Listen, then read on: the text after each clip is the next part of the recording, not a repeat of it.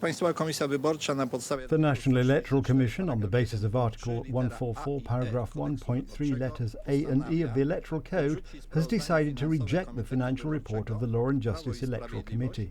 This is also that the candidate of the 13th December coalition will win next year's presidential election, because this is what the decision of the Electoral Commission, this partisan Electoral Commission, amounts to. I would like to remind everyone that a lie has no legs. What happened to Law and Justice today will probably happen to Donald Tusk's regime in the future. Although Dariusz Joński talked about over 20 million zloty. Irregularities amounting to almost 23 million zloty. The State Election Commission counted more than 3.5 million zloty in irregular expenses. As a result of the violation, which the National Election Commission found to be over 1%, this subsidy will be reduced by 10 million zloty. In the next 3 years, this party will be deprived of this subsidy. However, there are many doubts about this decision within the National Electoral Commission itself. This group of specialists from Berek, and I say this to Prime Minister Tusk, has no idea about the basic principles of the election code. But why does the State Electoral Commission make political decisions?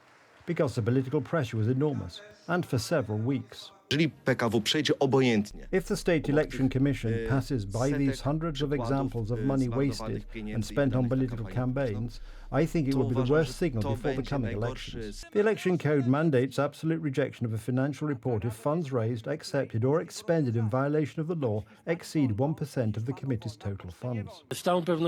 Certainly, just the documentation sent from here, from the Government Legislation Centre, should be enough 100 times over compared to those decisions from years ago to take ruthless steps against the perpetrators of this.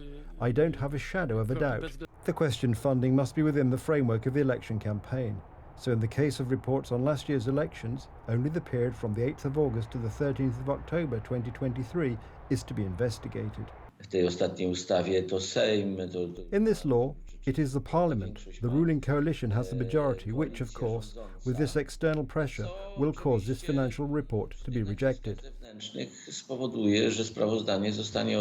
The chairman had hoped until today that the members of the National Electoral Commission were aware that their decision would have a huge impact on the state of democracy in Poland.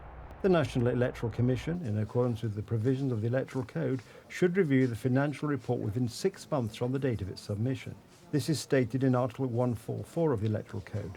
No doubts were raised within this time.